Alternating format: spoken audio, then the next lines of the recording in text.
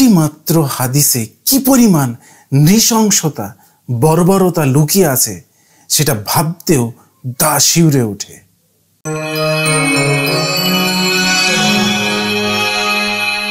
সবার আগে চলুন সেই হাদিসটি শুনে নেওয়া যাক। সুনান আবু দাউদ, হাদিস নাম্বার 4361। জনৈক অন্ধ লোকের একটি উম্মু ওয়ালাদ কৃতদাসী ছিল। উম্মু ওয়ালাদ বলতে বোঝানো হচ্ছে যে কৃতদাসী তার মনিবের সন্তানের মা। সে নবী সাল্লাল্লাহু আলাইহি ওয়াসাল্লামকে গালি দিত এবং তার সম্পর্কে মন্দ কথা বলতো। অন্ধ লোকটি তাকে নিষেধ করা সত্ত্বেও সে বিরত হতো না। সে তাকে ভৎসনা করত, কিন্তু তাতেও সে বিরত হতো না। এক রাতে সে যখন নবী সাল্লাল্লাহু আলাইহি সাল্লামকে গালি দিতে শুরু করলো এবং তার সম্পর্কে মন্দ কথা বলতে লাগলো, সে একটি ধারালো ছোরা নিয়ে তার পেটে ঢুকিয়ে তাতে চাপ দিয়ে তাকে হত্যা করলো। তার দুপায়ের মাঝখানে একটি শিশু পতিত হয়ে রক্তে রঞ্জিত হলো। ভোরবেলা নবী সাল্লাল্লাহু আলাইহি সাল্লাম ঘটনাটি অবহিত হয়ে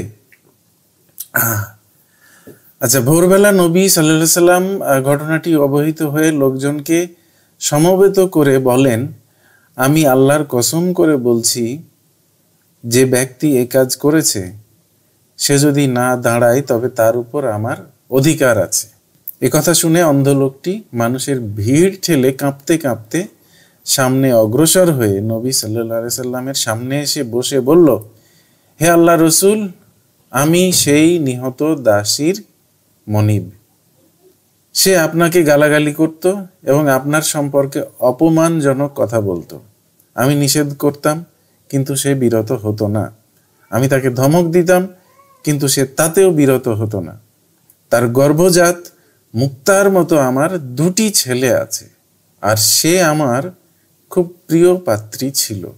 গতরাতে সে আপনাকে গালাগালি শুরু করে এবং আপনার সম্পর্কে অপমানজনক কথা বললে আমি তখন একটি ধারালো ছুরি নিয়ে তার পেটে স্থাপন করে তাতে চাপ দিয়ে তাকে হত্যা করে ফেলি।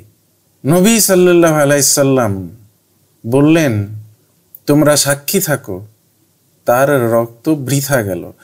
নবী বাইনচোদ বললেন, তোমরা সাক্ষী থাকো, তার রক্ত বৃথা গেল। নবী,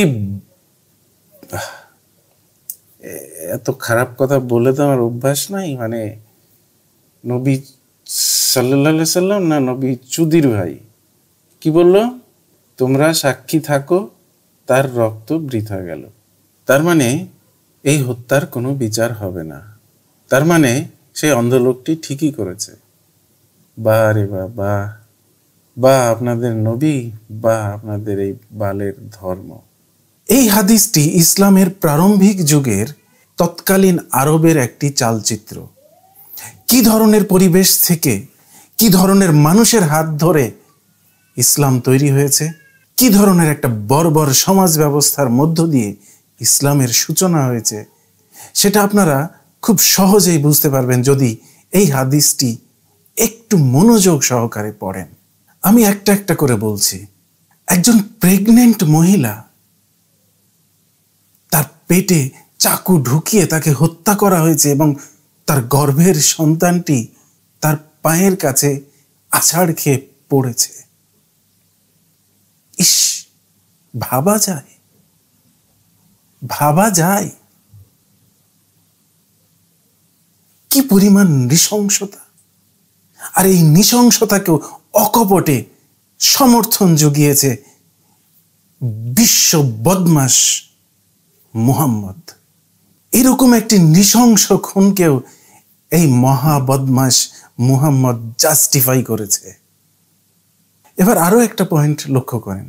ইচ্ছে হয়েছে, খুন করেছে, কোনো বিচার নেই, সালিশ নেই, কারো মুখাপেক্ষী নয়, তার কাছে ভালো লাগেনি, সে খুন করেছে। এই যে বাংলাদেশে এখন মব ভায়োলেন্সের ছড়াছড়ি, উৎপত্তি কোত্থেকে হয়েছে? ইসলাম থেকে। আপনার কাছে মনে হয়েছে কেউ অন্যায় করছে, ব্যাস তাকে খুন করে ফেললেন।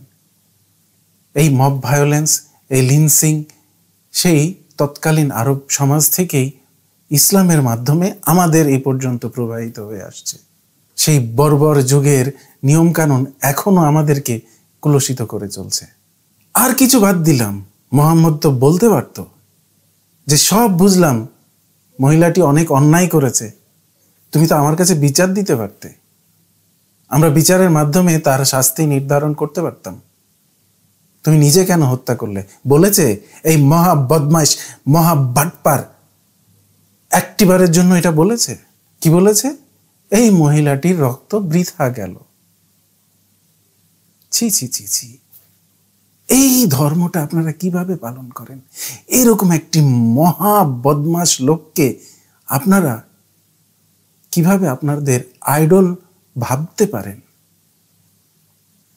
এরকম একটি নোংরা ধর্ম আপনারা কিভাবে এখনো পালন করতে পারেন? এখনো শেষ হয়নি, আরো কিছু পয়েন্ট আপনাদেরকে বলবো। খেয়াল করে দেখেন, মেয়েটি কৃতদাসী ছিল, অথচ সেই অন্ধ বজ্জাত লোকটার 2টা সন্তানের মা ছিল। সে এই 2টা সন্তানের মা হওয়া সত্ত্বেও সেই মহিলাটির পরিচয় শুধুমাত্র কৃতদাসী। কি জঘন্য সমাজ ব্যবস্থা! সেই সমাজ ব্যবস্থার, সেই দাস প্রথার যদি সামান্য উন্নতিও করার চেষ্টা করত, এই মুহাম্মদকে একটু হলেও প্রশংসা করার সুযোগ তৈরি হতো।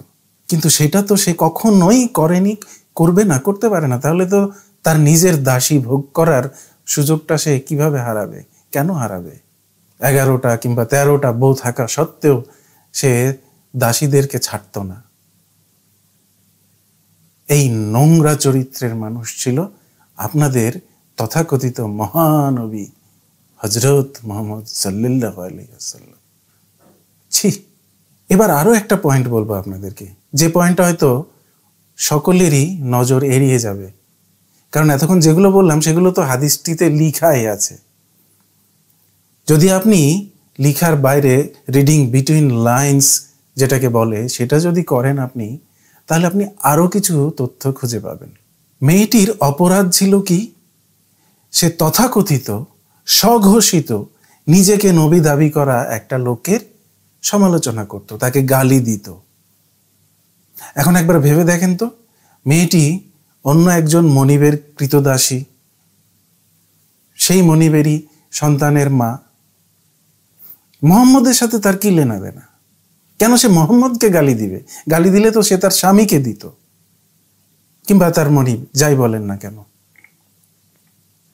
সেই কেন মুহাম্মদকে গালি দিত? একবার ভেবে দেখেন তো, মুহাম্মদের সাথে তার কি লেনা দেনা? হতে পারে এই মুহাম্মদের জন্যই এই মেয়েটিকে কৃতদাসী হতে হয়েছিল, কৃতদাসীর জীবন বরণ করতে হয়েছিল। হতে পারে এই মুহাম্মদের জন্যই একটা নিগৃহীত জীবন তাকে বয়ে নিয়ে বেড়াতে হচ্ছিল। একজন গোত্র প্রধান হিসেবে, দলীয় প্রধান হিসেবে মুহাম্মদের নেওয়া সিদ্ধান্তগুলোর কারণে এই নারীদের জীবন অতিষ্ঠ হয়ে যেত বলেই এই নারীরা মুহাম্মদকে গালিগালাজ করত। তারা তো বিনা কারণে মুহাম্মদকে গালিগালাজ করার কথা না। শুধু শুধু একটা মেয়ে তার জীবনের হুমকি থাকা সত্ত্বেও প্রাণের মায়া ত্যাগ করে কেন মুহাম্মদকে গালি দিবে? তাহলে চিন্তা করেন, এই মুহাম্মদ নারীদের জীবনে কতটা অভিশাপ হয়ে দেখা দিয়েছিল। এই নারীগুলোর দৈনন্দিন জীবনের নির্যাতনের প্রত্যক্ষ কারণ হয়তো ছিল তাদের মনিব কিংবা অন্য কেউ, কিন্তু পরোক্ষ কারণ ছিল সবসময় একজন, সে হচ্ছে মুহাম্মদ। তারা প্রাণের মায়া ত্যাগ করেও এই নবীকে, এই নোংরা নবীকে, বদমাশ নবীকে গালিগালাজ করত। আর সেই নবীকেই কিনা আপনারা মনে করেন সর্বোত্তম চরিত্রের মানুষ, একেবারে বিশুদ্ধতম মানুষ, একেবারে পবিত্রতম মানুষ, যার জন্ম না হলে এই পৃথিবীই তৈরি হতো না। হাইরে আপনাদের আইকিউ, হাইরে আপনাদের ধোলাই হওয়া মগজ। আপনাদের যদি সামান্য লজ্জা শরম থাকতো, নিজেকে এই মহা বদমাশের অনুসারী বলার আগে নিজের মুখে নিজেরা থুতু দিতেন। হঠাৎ হঠাৎ এরকম দু একটা হাদিস পড়লে আমি নিজে অসুস্থ হয়ে যাই, পুরো অসুস্থ বোধ করি। তাহলে এরকম দিনের পর দিন শত শত হাদিস মুখস্থ করে এবং এই হাদিসগুলোকেই নৈতিকতার মানদণ্ড হিসেবে ধরে নিয়ে যে হুজুররা লেখাপড়া করছে, তাদের মধ্যে একেবারে একটা দানব তৈরি হওয়া কি খুবই অস্বাভাবিক? কারণ তারা তো এই অনৈতিকতাগুলোকেই নিজেদের নৈতিকতার মানদণ্ড ধরে নেয়। সুতরাং তারা ভিতরে ভিতরে কতটা দানব তৈরি হয়ে গেছে সেটা ভাবতে পারেন? হয়তো পারিপার্শ্বিকতার কারণে তাদের এই দানবিকতা সুপ্ত অবস্থায় থাকে, কিন্তু সুযোগ পেলেই হুজুরদের এই দানবিকতা মাথা চাড়া দিয়ে ওঠে। যে কারণেই মাঝে মধ্যেই আপনারা খবর পান ধর্ষণ, হত্যার মাদ্রাসার হুজুররা, মানে এমন কোনো দাম্ভিকতা নাই যেটা তারা দেখায় না। আরো সুযোগ পেলে তারা আরো দেখাবে, কারণ তাদের ভিতরটা এইসব হাদিস পড়তে পড়তে আর এইসব নোংরা জিনিসকে নৈতিকতার মানদণ্ড হিসেবে জাস্টিফাই করতে করতে তারা তাদের ভিতরকে মরুভূমির মতো রুক্ষ করে ফেলেছে। প্রতিটি হুজুরদের মধ্যে এক একটি মরু দানব গড়ে উঠেছে। তাই মাঝে মধ্যে মিডিয়াতে তাদের কিছু দানবিকতা ভাইরাল হয়ে উঠতে দেখি। দু একজনকে শাস্তি দিয়ে কিংবা তাদের চাকরি থেকে বরখাস্ত করে এই দানবিকতা থামানো যাবে না। এই দানবিকতার যে উৎস, মরুভূমির রুক্ষতায় তৈরি হওয়া যে ইসলাম, সেই 1400 বছর আগের এই বড় দানবকে আগে পরিত্যাগ করতে হবে, সমাজ থেকে সরাতে হবে, নির্মূল করতে হবে, পুরোপুরি নির্মূল করতে হবে। অথচ ভাবতে পারেন, আমি নিজেও ছোটবেলায় এই নবীজির গল্প, ছোটবেলার গল্প, নবী সাল্লাল্লাহু আলাইহি সাল্লাম এতিম হয়ে গেছিলেন, বাবা মাকে হারিয়েছেন ছোটকালেই, অন্য মানুষদের কাছে তিনি আশ্রয় নিয়েছিলেন, খুব কষ্টে বড় হয়েছেন, মানে এগুলো পড়ে আমি নিজে কেঁদেছি। তখন ঠিক প্রথম রিডিং পড়তে শিখেছি। আমি লিটারালি মহানবীর জীবনী পড়ে কেঁদেছি। আর এখন বড় হয়ে কাঁদতে হয় এই মহা বদমাশকে গালি দেওয়ার কারণে।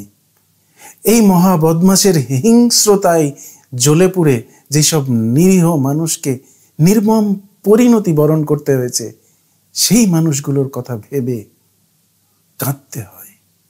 শুধু কি হাদিস, নবীর এবং তার সাহাবীদের হিংস্রতার প্রভাব পড়েছে সেই সময়কালে তাদেরই হাতে রচিত কোরআনেও। এমন সব হিংস্র আয়াত রয়েছে কোরআনে যেগুলোর অনুবাদ যদি কোনো আরবি ভাষী মানুষের কাছে জানতে চান, তারা লজ্জায় সেগুলোর অনুবাদ করে না, তারা এড়িয়ে যায়। সেরকম একটা ভিডিও আমি কয়েকদিন আগেই দেখলাম। মুমিনরা লজ্জা পায় কোরআনের অনুবাদ করতে। আজকে আমি শুধু এই একটা হাদিস নিয়েই আলাপ করব, কারণ কোরআনে অসংখ্য এরকম হিংস্র আয়াত ছড়িয়ে আছে। এতগুলো বলতে গেলে বিশাল লম্বা ভিডিও বানাতে হবে, সে নামে অন্য সময় করা যাবে। কিন্তু সোজা কথা, এরকম একটা ধর্ম, এরকম একটি নৃশংস ধর্ম, যার এই যুগে এসে কোনো রকম কোনো উপকারিতা নেই, তাকে কি কারণে দুধ কলা দিয়ে পুষতে হবে, যার একটি কোনো ভালো গুণ নেই, যার বিন্দু মাত্র কোনো দরকার নেই একটি উন্নত সভ্য সমাজে, তাকে যেতে হবে।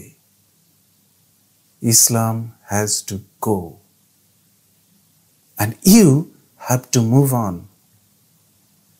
ইসলাম ছেড়ে আপনারা কি পালন করবেন না করবেন ডাজন্ট ম্যাটার, যা খুশি একটা কিছু করেন, বাট ইসলাম ছাড়তে হবে। এই নোংরা ধর্ম বর্তমান সভ্য যুগে থাকতে পারে না, কোনোভাবেই সম্ভব না। তারপরও যদি আপনারা মনে করেন যে ইসলাম ছেড়ে আমরা আসলে কি করব, আমাদের কাছে বিকল্প কই, তাহলে তিতা টিভিতে একটা বিকল্প ভিডিও দেওয়া আছে, 10টা বিকল্প আছে সেখানে, যে কোনো একটা বেছে নেন, ওগুলো বাদ দিয়ে যে কোনো একটা কিছু করেন, কিন্তু ইসলাম ছাড়তে হবে। এই বর্বর ধর্মের কোনো স্থান নেই বর্তমান পৃথিবীতে। আজ হোক কাল হোক, চাপে পড়ে হোক, আপনারা ছাড়বেনই। কিন্তু আমি চাই একটু বুদ্ধিশুদ্ধি করে ছাড়েন, থেকে ছাড়ার আগে শিখে ছাড়েন। Stay away from Islam.